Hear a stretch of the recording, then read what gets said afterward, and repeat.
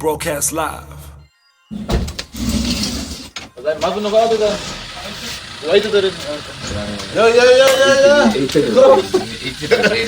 with my man. What's up, bro? You Hey, did? love me, bro. Love me. You know, it is what it is. Thanks for coming through, Oh, man. indeed. All the way. Dreams don't pay bills, but they do buy houses.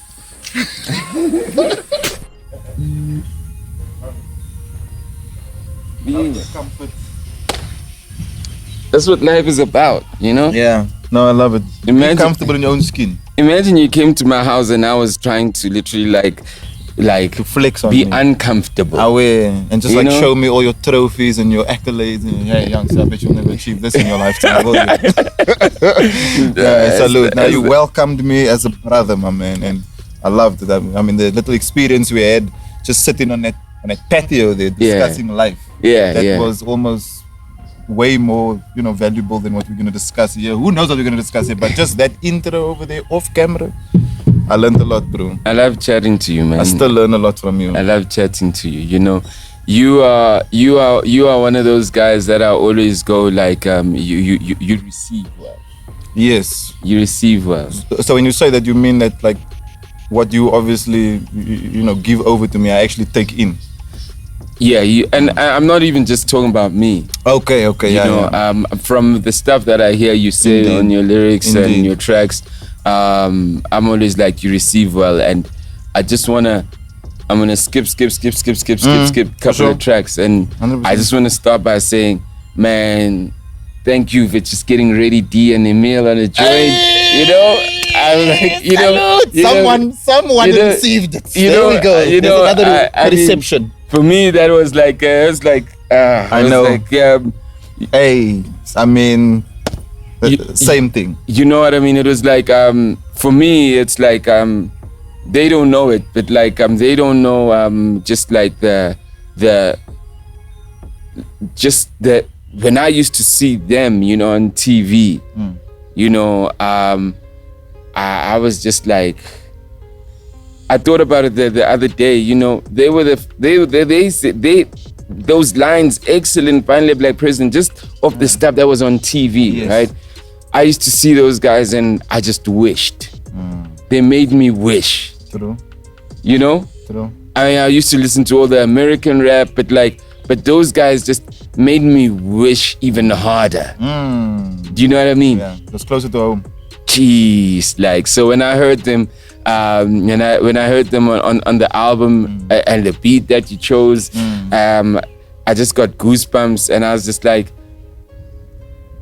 I'm happy. You know what I mean? I mean, so sometimes it's like we know too much of this thing, and it's like, oh, like only the guys from the old. But I was just like, yo, youngster, shout out. I mean, I'm sure they might have had a bigger impact in your life Of course. even mine. Oh, yeah. Because of proximity. And we saw them.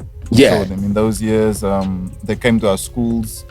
They did a lot of charitable events in those years, from park jams to hip hop in Daba. Obviously, the Yield the Hood campaigns that went on.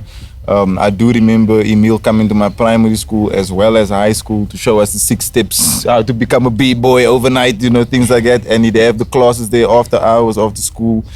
And I mean, the classes would always be full, so sometimes I wouldn't even participate, but just because the hall would be so packed of lighties behind me, I'd be like, yo, it's not even a gap there for you to go do your little flares and your little frog splashes. But like the impact that these men have on not only hip hop, but just the society of Cape Town. And even the birds can agree, bro. Like, Yeah, no, they'll always agree. They always do. Like, their steps, their footsteps, and their achievements sometimes do go unnoticed, especially in today's time. But for me, I couldn't have got here if I didn't follow those footsteps in some way. The school tour that we organized from 2016 onwards was inspired by Emile and Black Noise. He took me on a school tour, and when I saw how many kids were listening to my music, because when I performed the songs, they would be singing the words with it, I was like, whoa, why have I never done this on my own? Yeah. Like, why did I never think that penetrating the school market would be beneficial? Yeah. And once I did it with Emile, and we went on I think it was like 12 schools or 14 schools or something, and like he would give a talk before I would perform, and his talk would center around like colonization and slavery and the great battles that took place and all the information that has not been given to the youth about their ancestors and their lineage, that would be his talk. And I'd be standing there, I'd be like, trust me, the school is not even teaching the light is the shit. And this is a quote unquote a rapper, so to say, you know what I mean? And look at what he has chosen to center his discussion around at the school show. The kids are coming out of class expecting to be entertained and to like skip out on, learning anything. And they come sit in the hall and all they do is learn. But they learn the other side of history, and the role that those two men played, but Emile also, like him I would say is a very big unsung hero. D, I'm not saying he's not, but D's still active. He's still, he's still playing shows, he's still organizing events, he's still burning out cars and doing drifts and shit. So D is still quite prominent. Heavy lifestyle oriented. He has his own radio show. And also another thing about D's show is that this is the first time I think Cape Townian hip hop has been played during the day prime time in Cape Town, and that's because of D. He's playing Afrikaans hip hop, he's playing unknown artists, he's playing female rappers, he's playing vocalists, like anybody who's participating in the music industry in Cape Town right now. If your music is hot, send it to D and he'll drop it off the strength.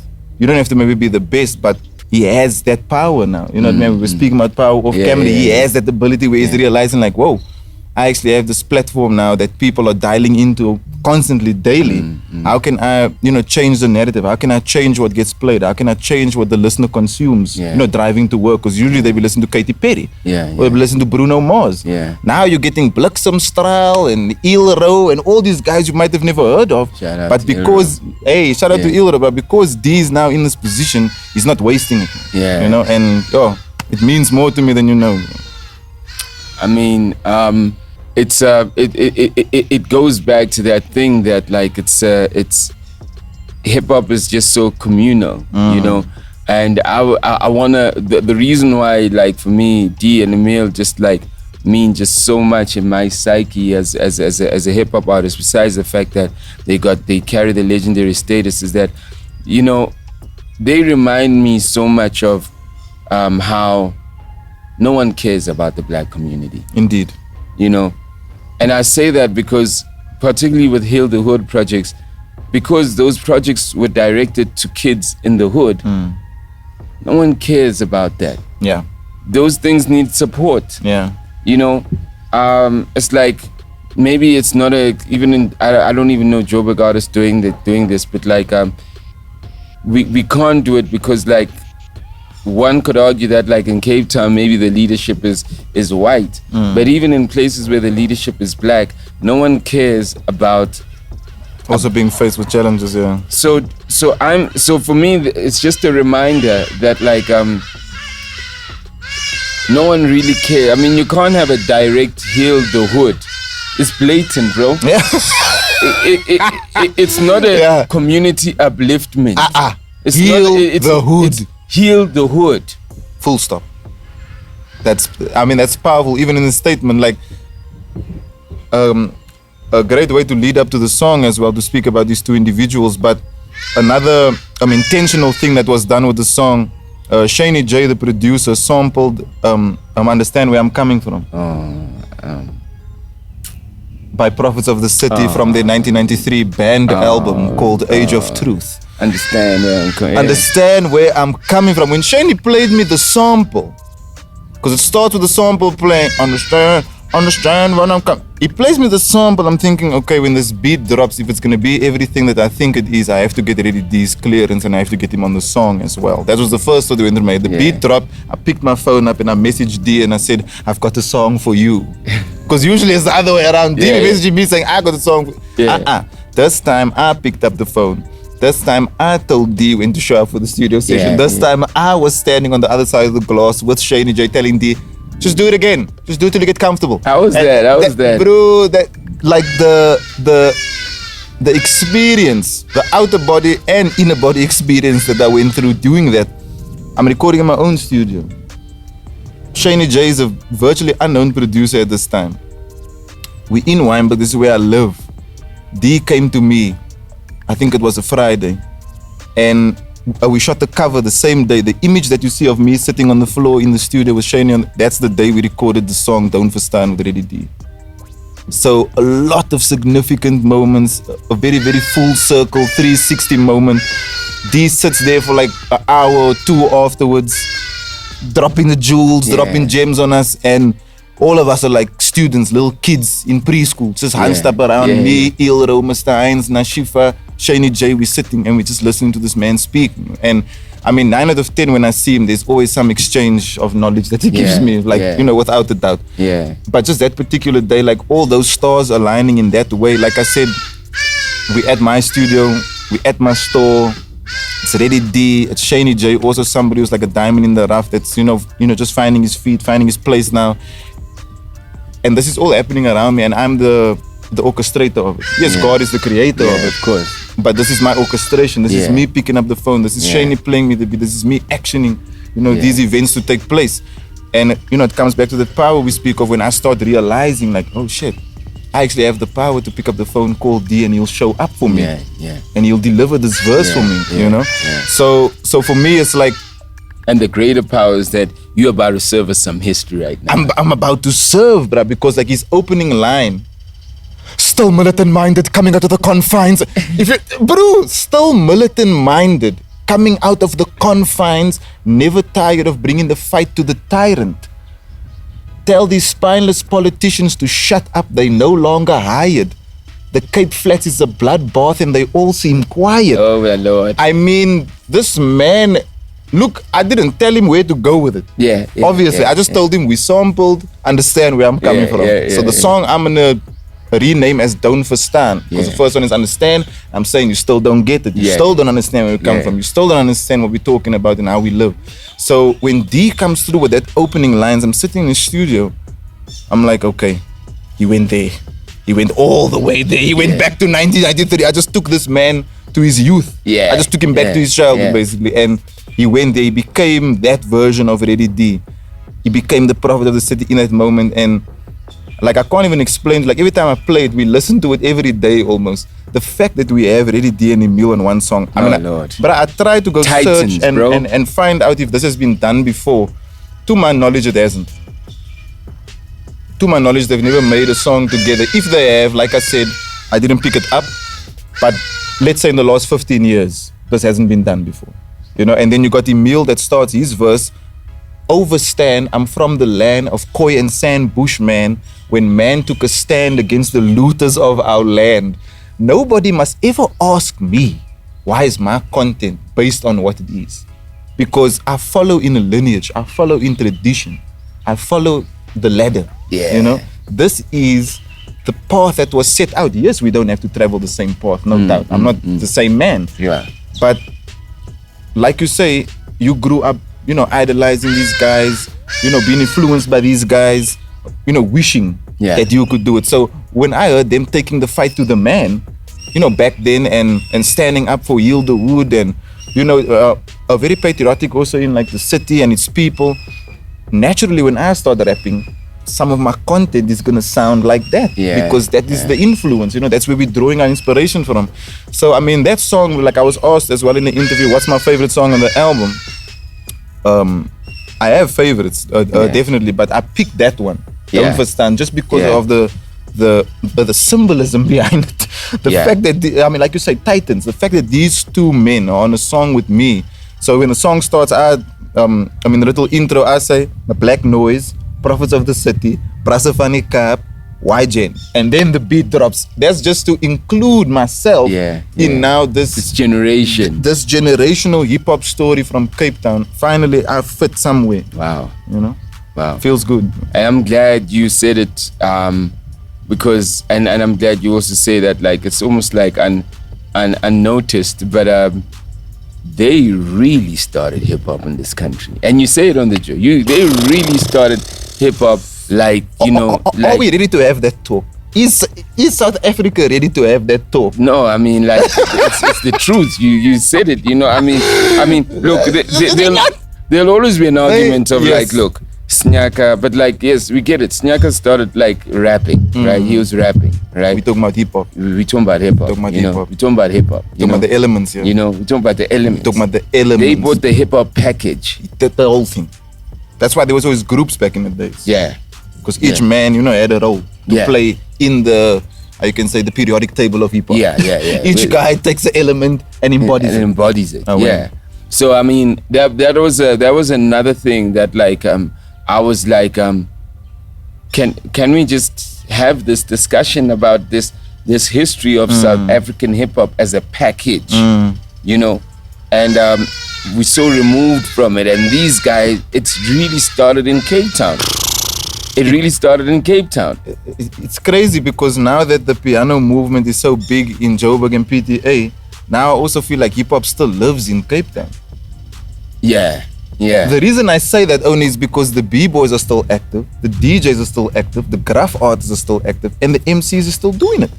You know, and in order for us to still participate, the knowledge of why we are doing it and the reasons of why we're still in love with this culture is still very strong. It's prominent. I'm telling you already, D's show is now moved to daytime slot. They're trying to give him a bigger audience so that more people can listen to hip hop. And this is Cape Town. That's never been done before. That's why I made it a point, because like, I'm hearing Afrikaans rappers at 1 o'clock in the afternoon. I know that's a normal thing out here in Joburg to have the vernacular rap all day on the radio, but you must understand, we come from, it's the white man. That's controlling the airwaves, the television, and everything else that you want to enjoy. Where you want to live. Where you want to live, where you want to go, what you want to eat. Yeah. You know, he has a hand in it. So the fact that D has been presented with such a monumentous task, and he's actually like noticing how powerful he is, how powerful his platform is, and now using it for the right reason, this is a first for us. We never had this kind of access before. Just the fact that we're all kind of like growing into our thrones, I would say in Cape Town, just Cape Town specifically. Like now that we are there, now it's time to look after the kingdom properly. I don't feel like we did that before. You know, there was a lot of neglect over the years as far as the hip hop is concerned. If you look at the gap between me and a group like Black Noise, I'll say them because they were the most prominent until the 2000s, even until the 20s. Because my first hip hop in Daba is 2010 when I entered in the MC battles. You know, and Emile was still a judge at that point. But if I look at those kinds of roles that they played, it's time for me now to take that responsibility on. If you hear in the song, I also say already, D and Emile had already gave the talks. I listened closely, and now it's time I raise the torch. Among the looting, the shooting, you know, like, yes, I've been given it at a crazy time. So did they. They were doing it probably in the worst time you could have been a rapper. No success, no endorsements, no plaques, no award shows, nothing. You couldn't even get played. These men were banned. What artists in 2021 is willing to sacrifice their career for the right message? No one. No one's gonna sacrifice a bag to speak out against injustice. I mean, it's I think obviously here when you come to the city, and I always go, we gotta be careful of what we say about hip hop also. No doubt. Let's not be fooled by the how a genre becomes economized. When we talk about Amapiano and we talk about like anything else being successful, it's just that like it now becomes the priority of the economics. It doesn't mean and everything else becomes secondary, right? So once upon a time, if hip hop is the priority of the economics, it literally will be there everywhere, right? Prominent. But if it's not local hip hop, if it's not local Amapiano, it's always going to be like international stuff. For sure. So for me personally, I'm always like, anyway, I'd rather have a local thing winning. Regardless, regardless of what it is. So I also want people to like, we mustn't be caught up in economics. Hip hop is still around. People are still making great music, and it's just that like it's not the priority of the economics. It's the focus right now, And everyone else looks at ratings, views, revenue. I mean, that's what people look at, you know. And if you are ticking all those boxes, you become a priority. And if hip hop is not ticking all those boxes right now, but are we worried about economics or are we worried about the music? So also just like the perspective of if you look at Cape Town literally, like, you guys, hip hop has lived without worrying about economics for years. Yeah, I mean, broke ass rappers. Exactly. B-boy, DJ, B-boys, you know what I mean? All the creatives. You know, it's existed without like ticking the 3 boxes of the economics. 100%. You know what I mean? So hip hop mustn't also fool themselves and think that they're important when all they're just a commodity, and they're not the most important commodity in Joburg. So if you are only looking at the commodity, yes, maybe it's not important now as it used to be. But if you're looking at the genre and the music, people are making the music and people are making good songs. People are making shit songs, similar to any other genre that's a priority of the economics, you know? 100%, bro. So, but tell me about your dreams, man. I mean, you start off with dreams and I mean, just now being in this position, you know, I think we're having this. That's why I don't like having conversations before interviews. Because it's almost like a lead up or something, like a trailer. You know what I mean, like a preview. But the line you said when you were like, "We must never forget, it was all a dream." When you said that, I was like, "That's where we should end. That's the last thing we should say before we go do this interview." Just because the album Dreams Don't Pay Bills, the intro, oh, Sleepy. you're talking about when we're having our conversation. When you're having a conversation there, bro, and you ended it by like saying, like, we must never forget that as successful as we've become now in hip hop and, you know, branding and, you know, whatever it may be, the ownership side of things, the endorsements and sitting with these corporate companies and actually having them hang on every word you say, we must realize that once upon a time, that was the dream. Yeah. To get there, to get access into those spaces, to be exposed to that kind of wealth and sit around those kinds of tables and have those conversations, but get there based on what you've done in hip hop. Yeah, yeah. So when you said it was all a dream, I was like sitting there thinking to myself, I have my own business, got my own store, my own clothing label, have ownership of my own music. That was a dream once upon a time.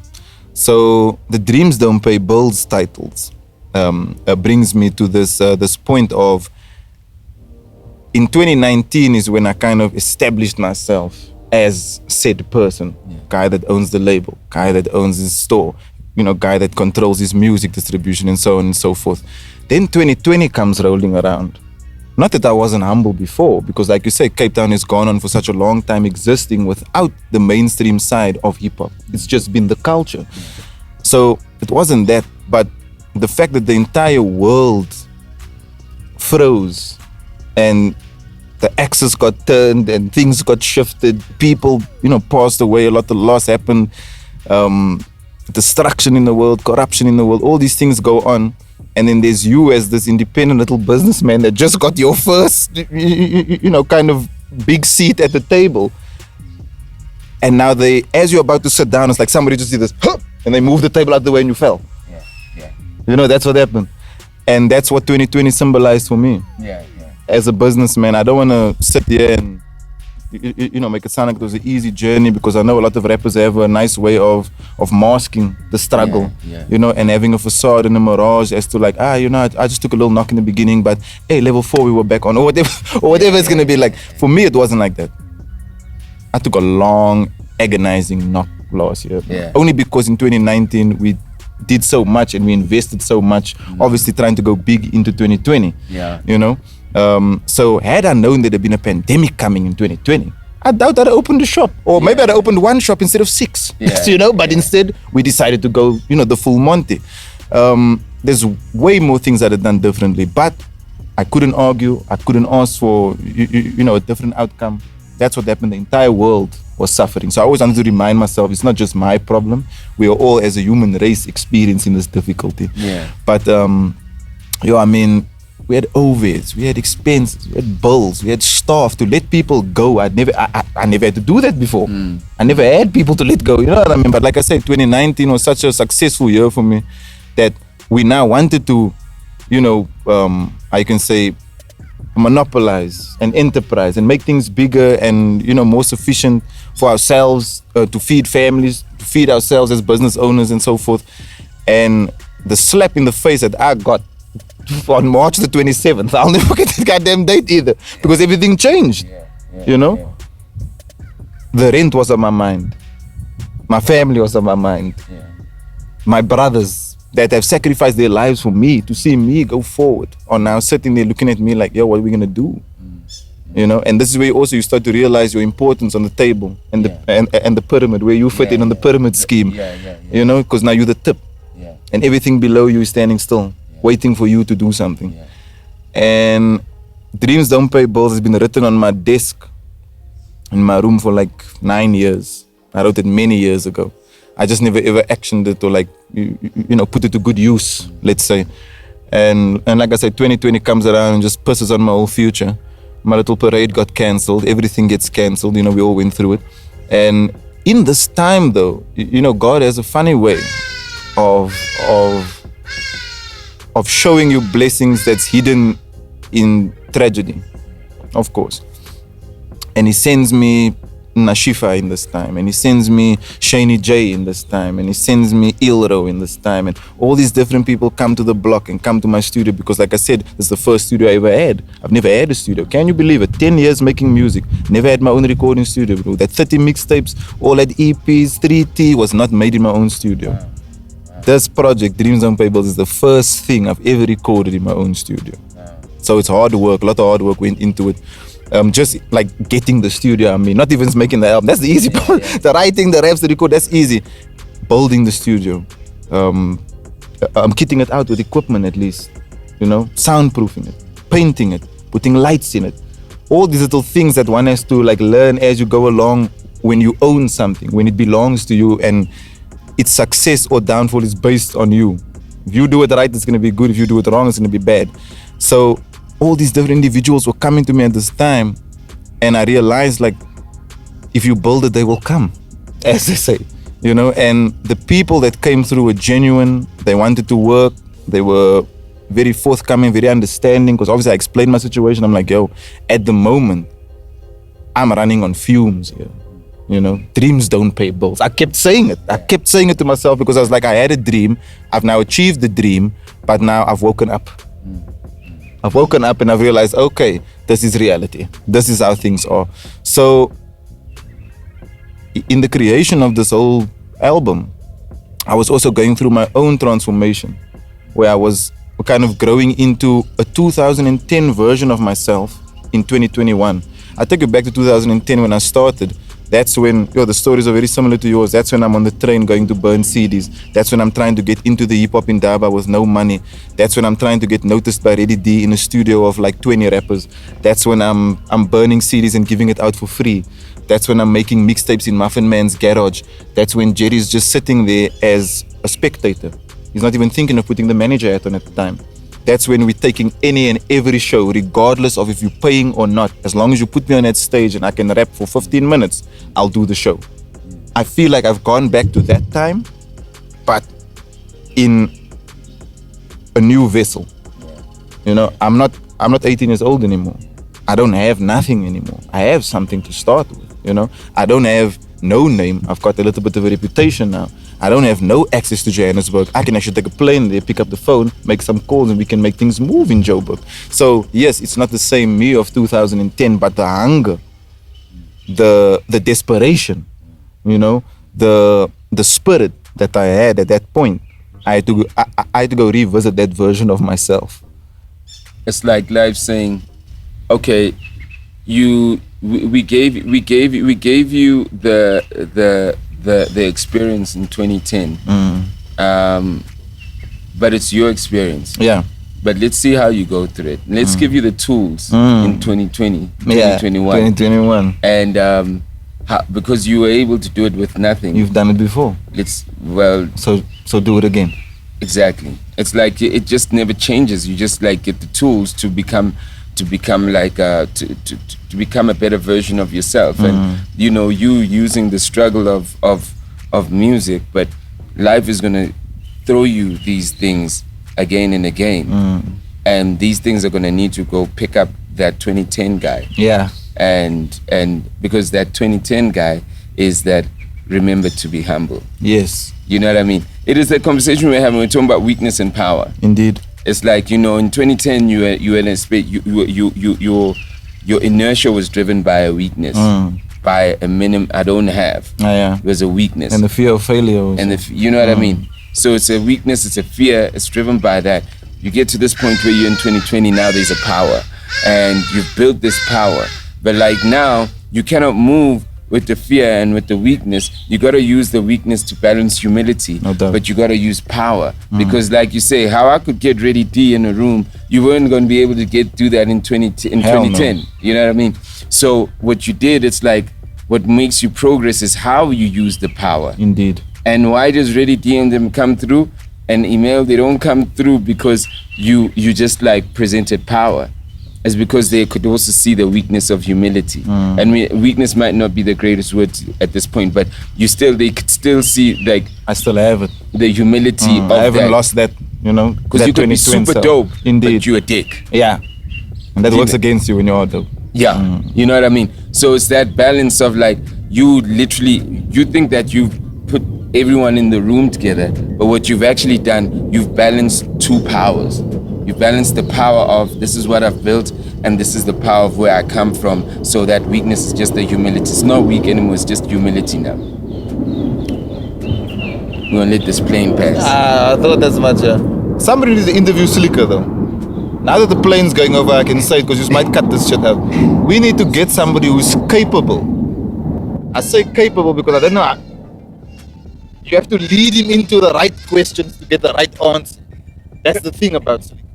Because when he's there in that place where he's willing to just, throw you all the juicy shit, that is where you need someone to get him. I'll do it if you want me to.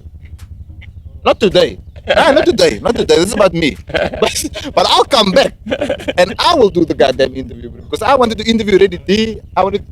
My man, you're right. Now we must do it by me, brother. Hey, is it happening? Are we aligning? Yeah. That's all. I just want to plant the seed, Owen. Got a lot of trees out there. Water that shit. Let me know, bro.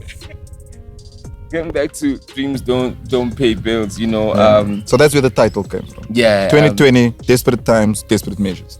Dreams don't pay bills. Look, in the literal sense they don't, in the figurative sense they do. But I wanted people to play with that title and, interpret it how they will. Because my dreams did pay my bills in the end, eventually. Yeah. But at the same time, I had to remove the thumb,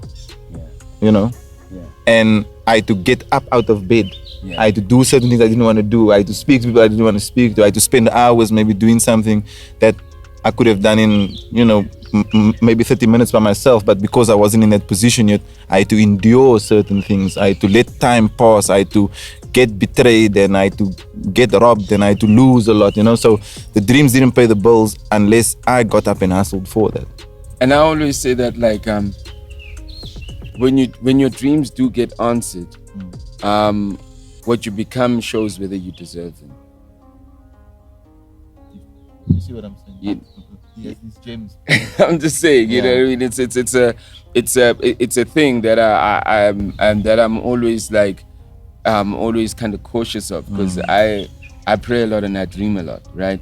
And but I'm always but I pray equally hard for what I become also, so Indeed. because I'm a vessel also. Yeah.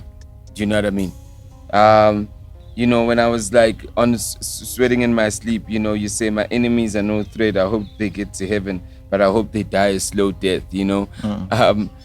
I mean, obviously, like, I'm listening to the album and I'm like that's my line that, like, I kind of, that's my first, okay, let's go. I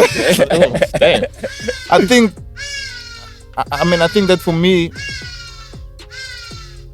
there's a lot of mention and reference of God and the devil in this album. Yeah. That I only figured out after listening to the whole thing and having the run through. I was like, wow, I actually wrote a lot about God and the devil. Yeah. And like I say, you have to take yourself into 2020 with me. Yeah. This album is just a 2020 to 2021 capsule. That's it. Yeah. That's it. I wasn't trying to go too deep or too spiritual. I do have Ready D on it for, for historic purposes. Emile. That's my little 3T moment. Yeah. But that's it. Yeah. I have a little skit on there, and that's one. I'm not trying to recreate that feeling that we had for that album, simply because that's something that it's factual, it doesn't change. The story of 3T, the story of racism in South Africa and history, it's never going to be different. There's only one story I can tell. I can't tell it multiple times.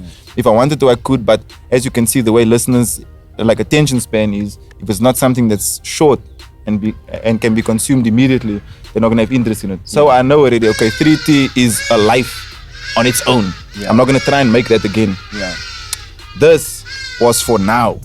What we have been going through in South Africa, what we've been feeling as people, the anxiety, the uncertainty, the fear, the danger, the alert. This album is about that. So when I say that line, I hope you go to heaven, but I hope you die a slow death. I've encountered a lot of overeating. Are the other cameras on? Okay. Oh, okay, cool. It's fine, yeah? Cool. I've been in contact with a lot of dark forces recently. You know, in the last year or two. Internal, external. If I look at the trajectory of my life from when I released Things Take Time and received my own shop and the block and the awards, all these little moments, these little victories. Certain people obviously see that and digest it, and the taste that they get is not a nice one. Yeah. You understand? Even these are people that's close to me, these are people that's in my surroundings, in my community. They see that and they internalize it, and it becomes jealousy and hatred and all sorts of emotions that I know nothing about. So I can't say what goes on through the mind of a man that wakes up with that feeling. I don't know what that's like really. So when I was going through my emotions and emotions of last year and this year, the amount of battles I had to endure has been higher than ever before, from 2019, 2020 and 2021. These 3 years, I've never actually had to sever so many ties, had to end so many friendships, had to keep my guard up, had to, kind of tuck my heart in my sleeve. No more wearing it on the sleeve, because I see what happens when you do that, especially if you're a person that is maybe friendly or, you have giving ways and sincere and you share a lot. You see how people actually, use that and kind of use it against you. So that line is just for the amount of animosity and tension that's been surrounding me. I was like, yo, I hope all you guys win. I hope you guys go to heaven. I hope you guys, reach whatever it is you're looking for. But while you're here, I hope you suffer. Because you don't know what it's like. You don't know what I'm going through. To carry all this shit. I mean, there's a balance there of you gotta. I always go like your spirituality and your values are challenged when someone who doesn't have the same spirituality and values literally like engages you negatively with their values that are in conflict. So there are two ways to fight. There's the way where you maintain, or there's the way where you fight like them. Indeed. Sometimes it can be obviously like a draining, because you stoop, you take yourself off the pivot that you were on, and you drop. Because you have to get to this guy's level and have a battle with him and have combat with him, you know what I mean? And it's like you were beyond it, but you stopped to turn around and listen to the dog bark, and you're like, I'm gonna throw it to the stone. You could have just kept it moving, But that is sometimes because of this way we were raised, these environments we come from. It's like, I don't want to be 2010 me. God knows I don't want to go from 2009 me to 2005 me. You know what I'm saying? Like, there's different times in my life when I broke out of these molds and these characters that I created, in that like juvenile period of your life. You're trying to fit in, trying to be impressionable, you're trying to get the status. So that time in my life I moved on from. Then there's a 2010 to the time I moved to Hillbrow. That part of my life I also changed, and I also became someone new. I grew, I matured, I adapted to certain things, I let go of certain pains and traumas and whatever. So now just the kinds of people that we interact with, I'm sure you also experience this in the music industry. You become successful, and now you have to put on a certain face to face the world with. You can't be the Slikour that, is always saying, fuck the system. You can't be that Slikour anymore, because now the system has kind of like welcomed you in, sort of a thing. So you're like, shit, since I'm in here now, maybe I can work it from the inside. You don't say fuck the system from outside. Now you making love to the system, you fucking it, Indeed. When you're saying fuck the system, you're outside the system. That's true. When you're fucking the system, you in it. Indeed. You know There's what I mean? a groove that you're in. No doubt. You're in it to kind of get your way. To climax. Exactly, because we hip hop people. Oh, I mean, my company is called Slikour on Live. Indeed. My website is called Slikour on Live. The whole idea is the whole idea is that, like, if you talk Slikour, it's associated with a hip hop culture. If you're engaging with me, whether it's corporate, literally, like, I was outside the system. But if I'm dealing with corporate, I'm not dealing with corporate with a new identity. I'm still like this. I do my meetings like this, So the whole thing is that, like, I'm fucking the system, and I'm not saying fuck the system. So when I'm fucking the system, we have to have an understanding. Yeah, salute. Do you know what I mean? Indeed. And where the system doesn't want us to fuck, then there's a misunderstanding. So it's maybe the relationship doesn't go. You know what I mean? So there's that thing where, like, we gotta, and when I say this, it's not even an arrogance. It's just that it's what I'm saying is that we gotta bring in our culture, but we gotta also acknowledge the culture that the system comes with. No doubt. Because a culture, both these systems have people in it. They're not machines. They're not corporates. They're people. Yeah. You know what I mean? So how do we balance it so we are having consensual whatever fucking. Yeah. And that's where we kind of drop the game as ourselves in this game, is that we think that, like, when I marry you, it's only you and it's only me and it's only my way. There has to be a balance in the game. And that's how the culture is going to move forward with business. That's how the culture is going to move. It's when we allow the culture to because sometimes the corporate will go, I don't have what you're asking for though now. But let me fuck you tonight. Let me be on top tonight. And you can go, alright, cool then. But I'll be on top tomorrow then. And that's building the relationship. This is fucking weird that we're using culture and corporate like in a sexual. That's only because the system has fucked us repeatedly. That's why we have to give it to people in this specific way. Because if you look around what's going on now in our country, this is clear signs of forced entry. Oh, right. We are being anally penetrated in such a way that I'm not even sure if we can recover. No lube, no Vaseline, no warning. They just dove right in. But here's why. I'll tell you why. And we had this conversation earlier. I know you're gonna. I know. Let's change from sex. Not even that. Like but you know when I give you space, and you literally take advantage of that, and I don't say you took advantage of that. You know what you're gonna do? You're gonna take advantage of it tomorrow again and again and again. You know what I mean? So it's the plantation conversation. The plantation conversation. For those of you who tuned into this interview before we had it, we had a plantation conversation on the side over here, and just basically just highlighting how we have been becoming comfortable with this idea of simply doing the hard work and never actually reaping the benefits of our so-called slavery. We're still chilling outside the master's house trying to become a house nigga. And I can't believe it because slavery is done.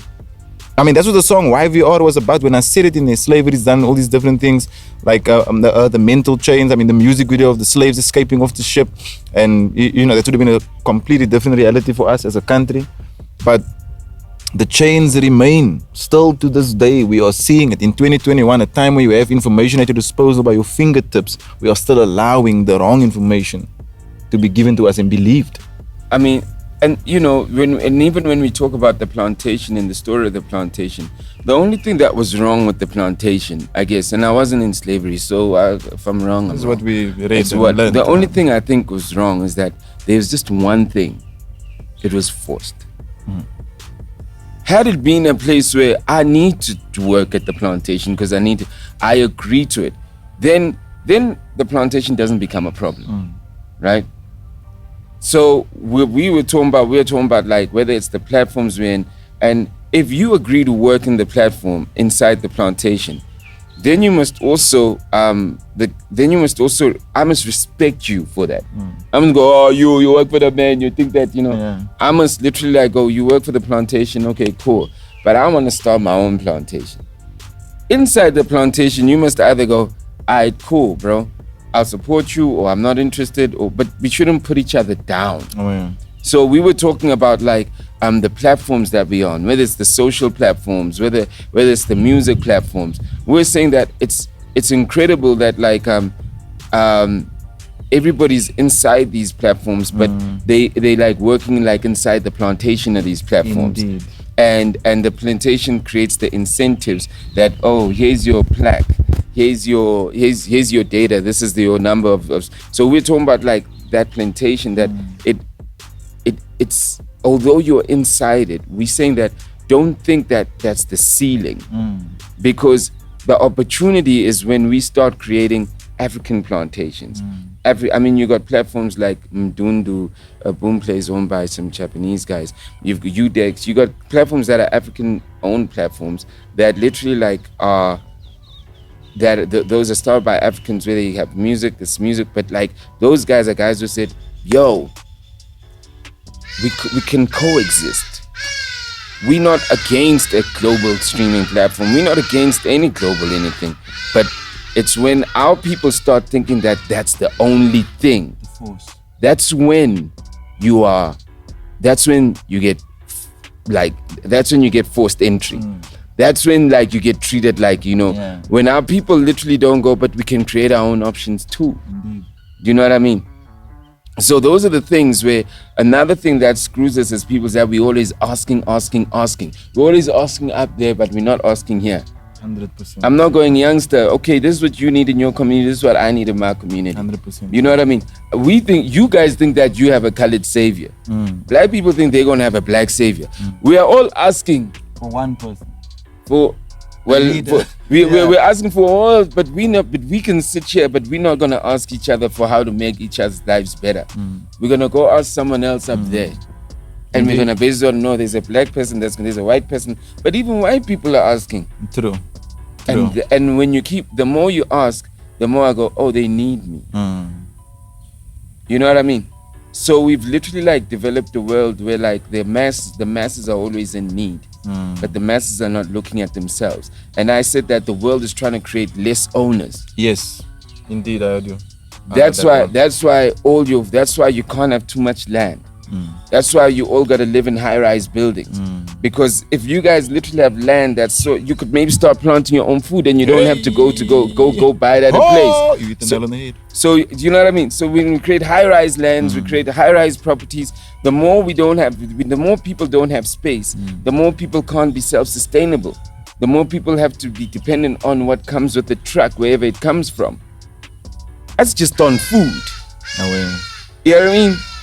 So you guys were talking about how you're talking about what do we want to do with your shirts? Y'all want to put your barcode so you can get, but the more you literally like are comfortable with just one, with the streaming platforms, the more complacent you are to actually like try that. You know what I mean? Now that's music. That's music. What I'm trying to show you is that it's just the cross-platform behavior of complacency, of literally creating less owners. 100%. Less owners and more conformists.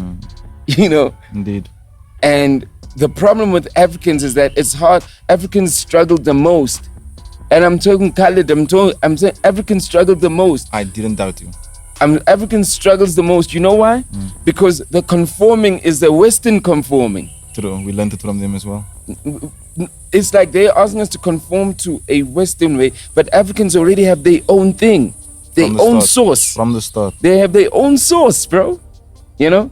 Now, if you're literally ignoring our source and you're forcing us to move into something, we're gonna be the poorest. That's why we are the poorest. That's why we struggle the most. That's why we kill each other the most. Because we have been, we also agreeing to being removed from our source. because I want to wear that fancy brand that Yeah. literally comes from outside. I'd rather wear Dior than Bhutan. You dig? Or white gin. Or white gin. So I'll tell you this, we're speaking about white gin and what it represents and the conformity and the need for it. I'll just be very brief. But part of the reason for my independence and my dominance in that space and that sphere is because I was left in Cape Town to figure out a way. You know, had somebody signed me and snatched me up when I was 19 years old, totally different story. Then I'm a part of the plantation and I'm a worker and so forth, you know. But because I was, how you can say, excluded a lot from conversations, from whatever it might have been, lineups, events, bookings, features, you name it. But because you left me to figure out how to survive without those things that I thought I needed to survive with those things. And for a long time as artists, we did need those things. We did need the corporate labels. We did need the big label budgets. We did need the expensive music videos shot by a specific director in order to get played. Those were real things, standards of music. And because I didn't adhere to those standards, I went to go set up my own measurements of what I could see as successful. So printing 20 t-shirts and selling it. No one was really doing merch at the time I was doing it, because YGN I started printing in 2010. So it's as early as I started, it's as early as I started making the apparel. And now to do a deal like with the Street Fever or with the Netflix, those things only occurred because people didn't give me sponsorships, people didn't give me endorsements, people turned me down, people didn't want to, roll the dice on the kid from Cape Town. So the kid from Cape Town rolled the dice on himself and started his own little thing. Started off small, Now when we sit and we have these conversations with these companies, we chill in there, we're like, there's so much leverage we provide now at this point. It's like, what more can they do for us aside from give us the big financial injection? Because we didn't start with capital. If you look at every business model in existence, capital is number one. You have to start a business with capital. Now, how can I be sitting here if that is the business model and I did not follow step one? I shouldn't exist. Technically, I shouldn't be here, but because of music, that's where the music came in. Because I had that as my focus and my specialty, that carried me and taught me those lessons along the way that a label would have taught me, or that a mentor would have taught me, or a financial advisor would have taught me. I had to learn those things on my own. Now I'm here sitting 11 years later. If a company approaches me now and says, "Youngster, we want to sign you," can you imagine how difficult it would be for them to sign me, only because of the amount of knowledge and wisdom that I've gained over these years by being on my own, by being excluded. So sometimes the survival only comes out of necessity. Maybe the narrative should change. Maybe there's a necessity for all of us to find that path, because the companies that are speaking to you were built off a necessity to find that path. You dig? But marketing makes you believe that like those companies literally weren't built that way. Yeah. I don't care, global brand, white-owned brand, there was a struggler who started it. Definitely. Who needed to find a path. Yeah. So why are we scared to find our path? Because when we find our path, that means that what you bringing the whole of Cape Town.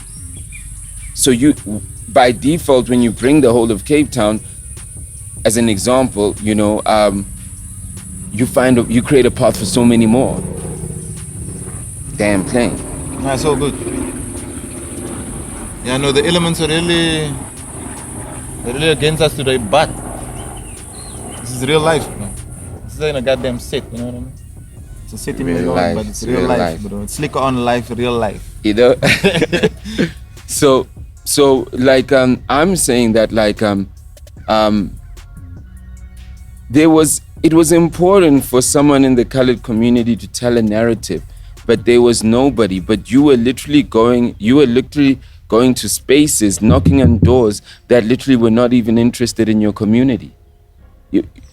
I don't have a problem with any brand, but I know that they're not interested in my community unless there's an economical benefit from it. Indeed. I'm interested in my community because I am a part of it, because I'm striving for human excellence. And sometimes human excellence has got nothing to do with money. you know. And so when we look at our lives that way, and we literally just strive for money only at the expense of human excellence, then we become like barbarians with money. True. Very true. So. You see? So what we need to do, we literally need to change the narrative and not encourage people to just reach a dream, but we got to encourage people to actually like reach a level of excellence, their excellence. Because their excellence, it will resonate to a community that literally like is not being seen or acknowledged. No doubt. I mean, we could say you represent, but there's so much more representation that Cape Town needs. You just one of the guys. One voice. Yeah, I mean. So it's even this thing of like, and this is the, you know, kind of the way I'll close this point now. Because, you know, me and you could go on all day. I can already see it. I can already see this interview is going to be long. The data might butt. Someone's going to be watching until here. Your Wi-Fi is going to switch off because you realize you just fucked it all over. But, you know, trying to watch us and listen to us. Like the Lord of the Rings shit. Yeah, salute, bro. This is a JR token picture right here. But a lot of rappers came into the industry with an already existing market. And I like to believe that when I came into the industry, there was no market in existence and I created one. Yeah. And that's a totally different conversation. Sorry, there was a market in existence. No, there was. But let me tell you, but no one was neglected. but no one was catering. No one from was it. catering to it. That's the thing. So that market naturally would feel like, okay, then let's take our spending power elsewhere because there's nothing here for us. Yeah. So let's buy into whoever's trending at the moment in that time, you know, because like I say, that gap between the black noise artists and the POC artists and me, it's like 15 years almost, you know. And I'm not saying it was silent in 15 years because you had Mr. Devious and you had Godessa and you had many other successful groups that followed, but after that, then there's that silence, that deafening silence that happens in Cape Town. So for a long time, that silence was never ever answered until the 2010s and the World Cup came rolling around. And it was Kaapstad Naya, but loud. That's why I made it Kaapstad Naya, because I thought people are deaf here for like 10 years. You can't be whispering now. They haven't heard anything. They need to be shocked, awake. So Kaapstad Naya. And they all turn around and look, and I'm like, and now that I have your attention, let me lead you on to the rest of the book. And that's how we did it. And you have to be chosen. Also that. By the way, that comes with knowing there's this thing about being chosen to do something that it's a power that you don't even know you have. No, sir. You know? But it wakes you up every morning and you want to do it. You want to go print those things. You ever thought Yeah. might be you, Yeah. but then you're also like, I can't be that special. Yeah, yeah. Why yeah, would it be me out of yeah, everybody? Oh, Yeah, you know? No doubt. I was listening to Dacha and I was like, damn man, just like the wordplay, the story. I was like just the first verse, I was like, yo, I was just like, yo, shit, is this true or what? Yeah, we made that joke one day on the show. I think I'm not sure what episode it was, but it could have been the 3T convo or could have been the Ganja Beats time. Yeah. I think it was the Ganja Beats episode because I was kind of involved in the same things. Thought I was going forward in life at that time, but yeah, now like I said, there was a 2009 to 2005 period of my life also, you know. Yeah, and I'm working backwards. But during that time, this is when rap was the furthest, like when we speak about that chosen shit, I had maybe one thought in that 5 years of my life, or my adolescent, juvenile life, that I'm gonna do it.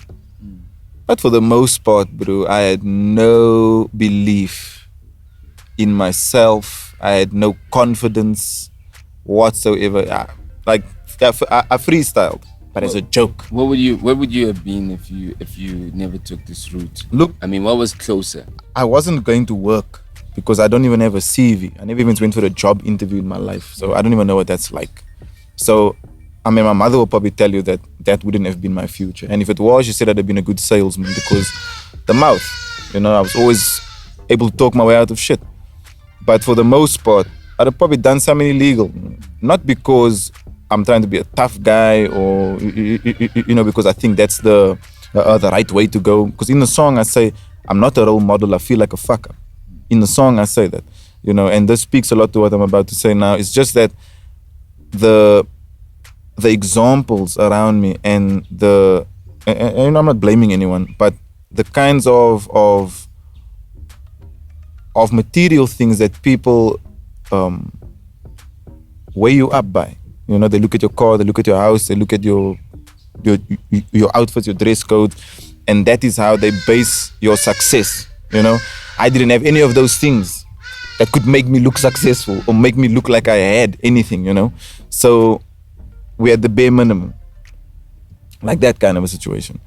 And I just wanted to be looked at.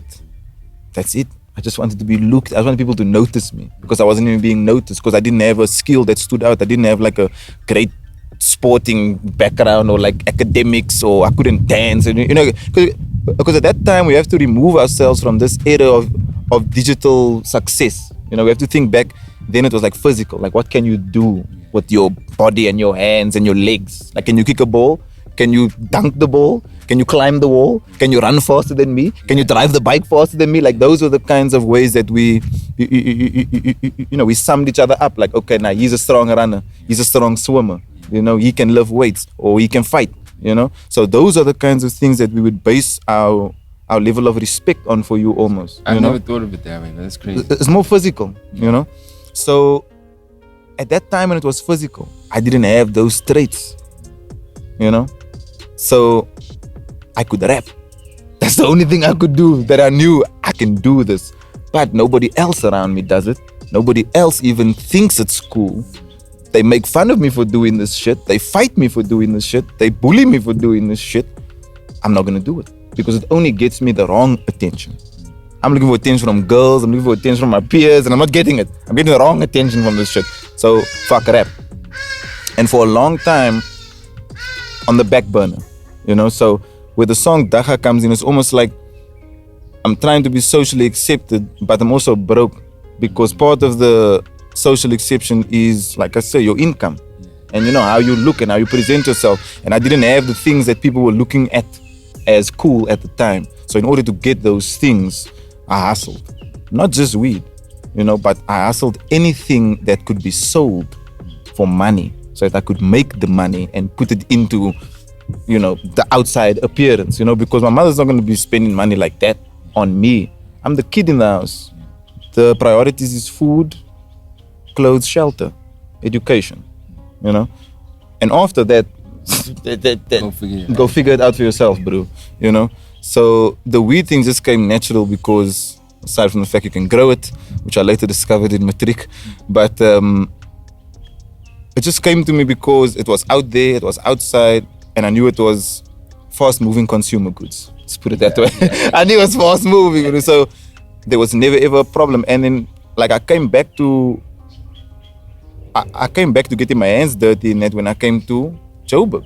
Funnily enough, coming here, chasing a rap dream, led me back to crack. You know what I'm saying? And I wasn't expecting that. I didn't come here for that. I came here to meet you and meet, you know, whoever else I needed to and be a part of this world. But dreams don't pay bills.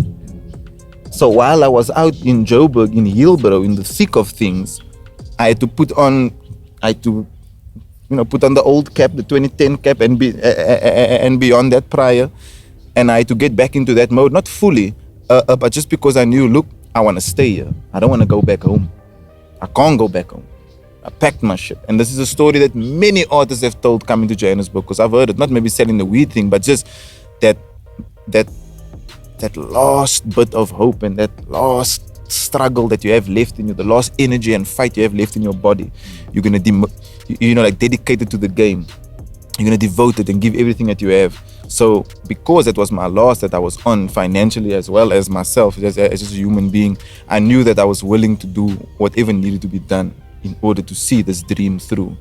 And, you know, God was with me, Allah was with me at the time. I cried a lot in that years when I was living in Joburg, no lies, just because of being so far removed from my comfort zone, something I'd never experienced before, living in a place like Hillbrow. It's a beautiful place. I go there every time I come to Joburg, just because I need to now be recharged and rejuvenated by that energy, because it gives me that reminder of, yo, you walked here, you did it from here. Aside from coming from Cape Town and surviving that one, you even came here and survived this one. So never ever forget this place. I go back every chance I get because it keeps me grounded. And yeah, that song, I speak about Hilro in that song as well, because that is part of the Daga story. I speak about my childhood, matriculated high school, middle finger, the diploma. No more government grants, because at the time, that is when, there was starting to be a lot of cutbacks in terms of the social responsibility and what they were doing for people. So I could see, like you said, they don't give a fuck about black people. So I could see, like, shit, I'm just going to fall into the same trap. I'm going to matriculate high school. I'm going to have the basic education to get the job. I'm going to work in the factory. And I'm probably going to get fired and go to the streets anyway. So that song just speaks about the sadness and the disappointment in me as far as my involvement with that win. I just don't think that I was thinking about it, that and I think it could have been like on streets, Streetwise. Streetwise. I spell it smart, no? STREETY Z. Streetwise. I think about streetwise, and I just like, I think that the people don't have the appreciation of the trauma that a lot of ghetto kids experience, of losing friends, that you grow up with, I mean, imagine you going to the world at the age of 19 or 20 with people who haven't been in the ghetto, and they don't know that trauma. Yeah. And they'll tell you about all their friends, and my friend, and even as I get older, like someone goes, oh, I knew you so 20 years ago, and you're like, whoa, geez, I can't really imagine. It's just my rap guys, but like, it's just like, there's just, people don't appreciate the trauma that we go through. And that also was another thing for me where I go, I think black lives don't really matter, because we're supposed to almost like comply to everything as is and be ready for the world and everything, without no one caring that, like, yes, I'm okay, but I know I was this close to Youngster, and I saw this guy, right, something like being shot right there, it's like, I don't think that we are, and I also don't think we also accept that it's trauma. Yeah. PTSD is real. So Streetwise for me was like, it made me think that, like, how much trauma do you have just like with those type of realities? They should have sent me to therapy when I was like 12. Yeah. You let a man grow up now with that. That's unhealthy, bro. It's unhealthy. You didn't give us people to talk to. You didn't send us for counseling. You just told us to get over it, because the reality our parents come from is that, and they just got over it. So when they're looking at their child coming home after being robbed or after being in his first fight or being held at gunpoint or whatever, yes, there's going to be a certain level of how you can say, the nurturing that goes into it. Of course, I'm not saying I came from a cold house, but my mother also, because she raised me by herself, she knew that there wasn't time really for me to lick my wounds too long, because you have to go back to school tomorrow. So you're gonna walk the same you're gonna walk the same way tomorrow, and tomorrow you're gonna walk with a different sense of vigilance. You're not gonna walk the same like you walked yesterday, carefree and looking up, you know what I mean? You're gonna be looking at everything now. You're looking at every single person that walks past you or walks towards you or walks behind you, So I do think we've normalized the brutality and the violence, desensitized to it, of course. I mean, it's being shown on our phones now, not just on TV like it used to be on the news. The news is the phone now, So when we're watching these videos, I mean, a few weeks ago they killed someone outside the mosque that I attend, and it first went around as a video, of these 3 guys laying shot outside the mosque, and number one, just imagine that happening outside a church. Just think about it, like a Christian church. Think about 3 guys walking out of the church and all 3 of them get shot. It will probably make the news. Might. I also don't know, but it might. Let's say depending where it happened. Yeah, depending what church got shot up, you know what I mean? But like, that video surfaces, gets sent around, goes viral. In 2 days' time, there's a new one, or we forget, and that is the kind of world that we come from. You'd like to think that is a far removed reality. I'm telling you, that happened it's like 2 weeks. And before that, there was more guys they killed when they came out of mosque. That's not a new thing.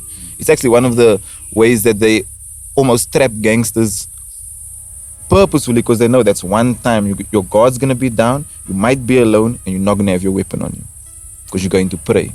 And when we pray, we supplicate ourselves, which means we go flat down to the ground. You're not going to have your shoes on. You know what I mean? You're going to be basically unprepared for war. And that's when they come find you. So for me, these songs need to get made regardless of if they become hits or whatever. Like, I've moved beyond that because I've realized that my purpose in this industry is not the same as every other man's to maybe receive the immediate accolades and praise now. Not now, It will come in years from now. And people will look back on it and it will almost be like scrolls, and parchment that people's going to go read and look at and investigate what took place in the year 2020 to 2021 or before that or whatever. But songs like that are close to me only because they are based on true stories. There's a lot of things that I witnessed and things that I still witness. I wish it was just past experiences I speak of. The reason I have to make those songs is because it's still happening. I'm still losing friends. People are still dying. There is still gangsterism in Cape Town. They are still recruiting young kids. It's not ending. Your life as a gangster, your lifespan, if you live till 40, then you must fear a 12-year-old. Because chances are the guy that's going to take you out, it's not going to be the guy that fought in the same war as you.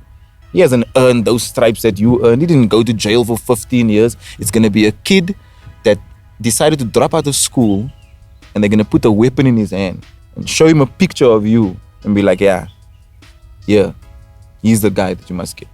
And this kid has never, ever maybe pulled the trigger in his life, but he know if he pulled this trigger, that status that comes with your head as the trophy is way bigger than any accolade he can get at school. It's way better than any certificate or diploma or anything. That is his graduation. So he want that, and that is what the song Streetwise is about. Because the opening line is, I got so much knowledge I learned in the streets, and I'm grateful to be alive. There's so much potential my niggas done had, but it's sad to see them die. So already I'm opening it by saying, I got so much knowledge. You learn a lot. These kids that are juveniles, they learn man lessons. They get taught in adult literature, but they're kids, So automatically their level of comprehension and understanding goes up by like 10 years, And by the time he's a grown man, you can imagine what he's like then. That's why I say for men, it's unhealthy that they didn't treat us when we were younger. Because now I'm a grown man already. Yes, I might have to go speak to somebody eventually in my life when I can, do those kinds of things when the time allows. But you still let us grow up with this as our reality. And for some of us, it's too late. Let me ask an outsider question. Oh, right? Do you ever think that there would ever be a solution to gangsterism? Solve it or peaceful or whatever peaceful? Because there's nothing about gangs besides just seeing the negative of it. It's a community of people who kind of come together to and they organize themselves and there's some type of business acumen. Without it, I guess politics is the same shit. But I was about to say, without killing, but like politics is the same shit. They killing us, they robbing us, same way. You know what I mean? It's just like It's done with a shirt and a collar. It's just and approved. Office. It's just approved by stamp, and a signature. You know what I mean? Indeed. But is there a way though? Is there ever going to be a way that even if the gangs just, I don't know whether it's eliminating gangs or is it like just the gangs working together? Peter Pan, Robin Hood shit. You know what I mean? Is there ever light? And I'm sure it's not even an answer that like you have, sure, for sure. But when you think about it, because I'm sure you think about it at times, it's like, what would be the miracle? the subtle differences between Joburg and Cape Town, and I know there's that sibling rivalry we've always had all the years, but Joburg is more crime-based, general crime, umbrella crime. Not organized. Not organized. That Unorganized crime. And let me tell you something about Cape Town. Yeah, it's all good. That's why I feel that even hip-hop, that's why we say hip-hop started in Cape Town, because it was organized. Heal the Hood were not like things that were done by, they were done by communities. 100%. You know what I mean? Joburg doesn't really have that energy of organization, and that's why even gangs organized. Yeah, you know what I mean? True. And my thing is that the most dangerous people are black organized people. Do you know what I mean? Yeah. So that's why I'm just saying you don't want to get rid of gangs, but like for gangs to be hurting their own communities. Do you know what I mean? Yeah. Because that's where we shot ourselves in the foot. Yeah. Because already like there's already a progression in organization where we are literally not. There's not a lot of organization in our community. Not say there's none. There's not a lot of organization in as much as you guys would have. For sure. Or the impact that you guys have as an organization. No doubt. I mean, if you take it back, obviously to the apartheid era, a place like District 6 had, I think, like maybe a handful of gangs, maybe 2 or 3, but there were gangs in District 6. But these gangs were in the classic sense of the word, like they'd be the thugs on the corner, but they wouldn't be robbing and peddling drugs. They'd be smoking a joint, and they'd maybe be troublemakers and start shit. But if the old lady walks past, they maybe help her with the parcels. We're thinking more a Bronx-style gangsters. Yeah. Sunny, those kinds of guys that sat in front of stores, and you knew they were dangerous or menacing, but if you left them alone, they left you alone. And that was that. So in the early sense of the word gangster, I think they lived up to it more in those years. Once that Group Areas Act gets signed, sealed, and delivered, this is when gangs take a turn, I would say, from the research that I've done. This is when the gang thing becomes destructive and self-destructive in the community. Number one, you remove them from their natural habitat. Number two, you destroy said habitat in front of them. Some of them are still in these places while you're destroying it.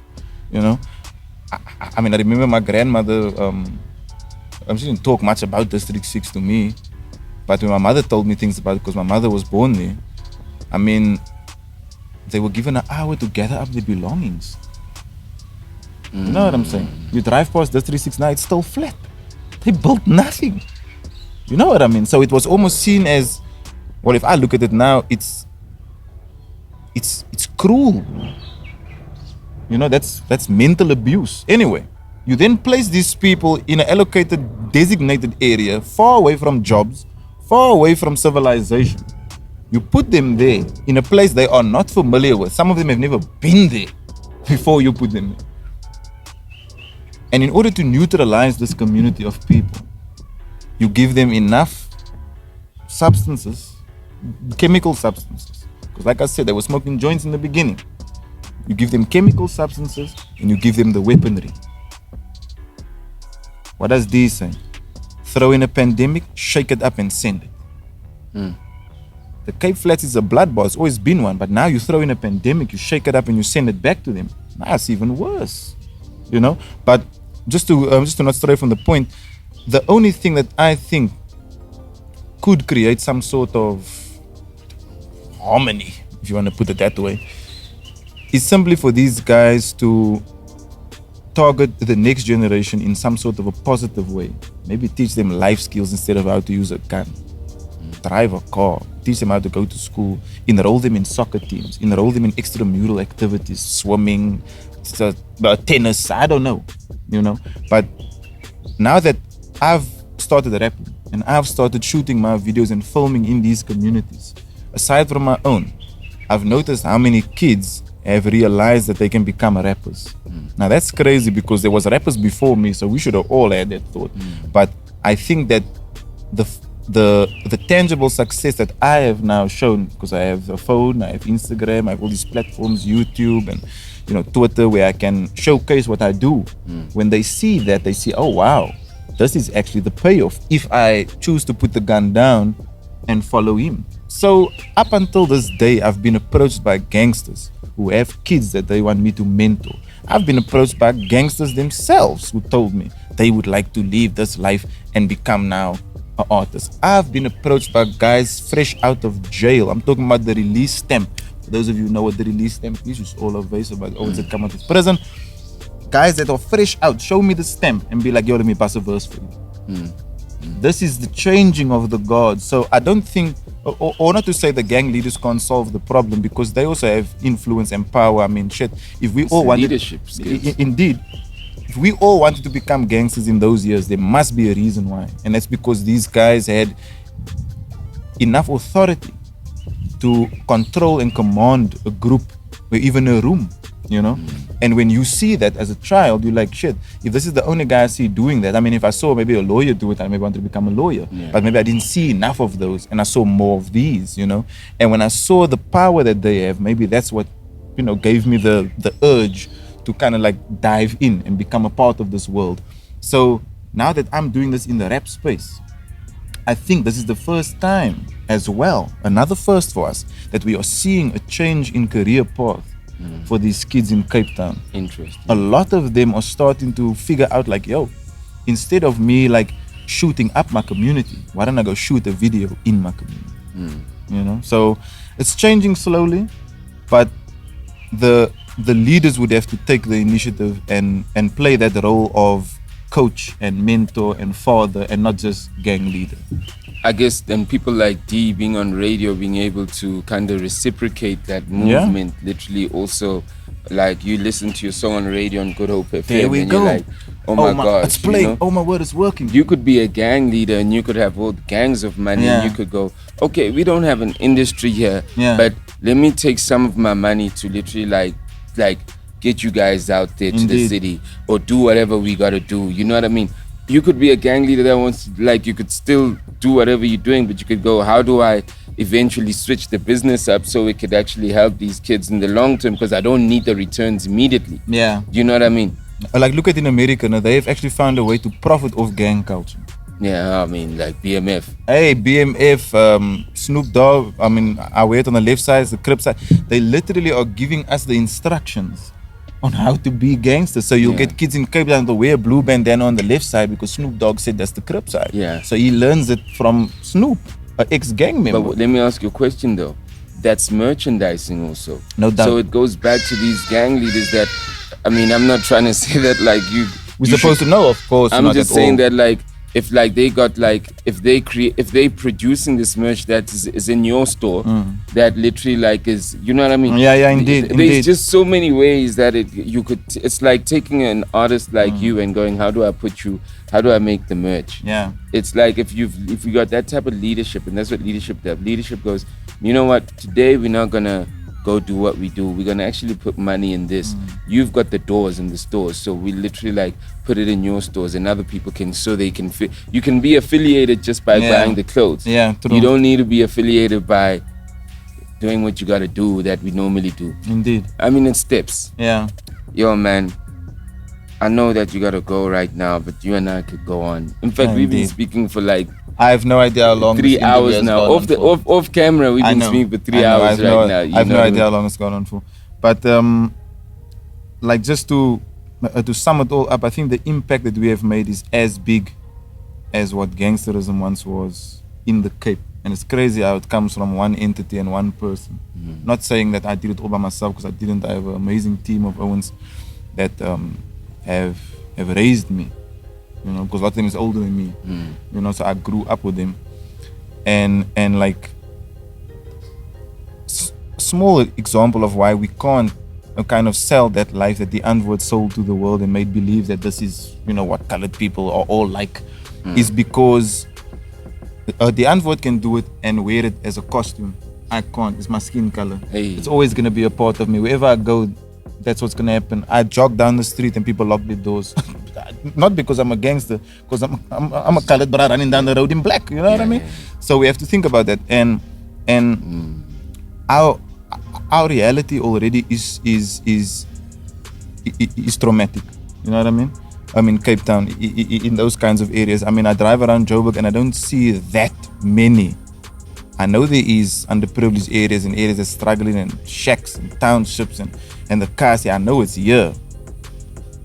But I suppose it's placed far spread out so that, people like me that's driving on the highway, we don't see it, In Cape Town, you make one wrong turn down some highway and you're going to see the ghettos for like 5 areas until you get out of that shit somewhere. You're going to have to reroute that GPS, So I just feel like the way it was done in Cape Town, you must understand, it's the entry point of slavery in Africa. Very, very well thought out, very, very well planned and orchestrated and delivered. So anything that happens in Cape Town, unfortunately, because it is the original point of slavery and colonization, it's a battleground. It's blood that's been shed in that castle. They have that castle, they're like a museum. That's not a goddamn museum. They sold us at that castle. There's slave blocks that you can stand on. Those are where you got bid. And people would come up to the slaves and be like, strong legs, strong back. Yeah, he's for the field. Next. It's in the castle. You can go pose and have your picture taken on it. Beautiful castle. That beautiful castle. That is a stronghold. That is where cannons were fired from to protect the Dutch occupation from British settlers, and yet neither one of them owned the place. They fought against each other over land that wasn't theirs. So whenever we speak about Cape Town and we talk about, Cape Town's a racist place, and yes, fuck it is, bro. I live there. I can tell you mad stories.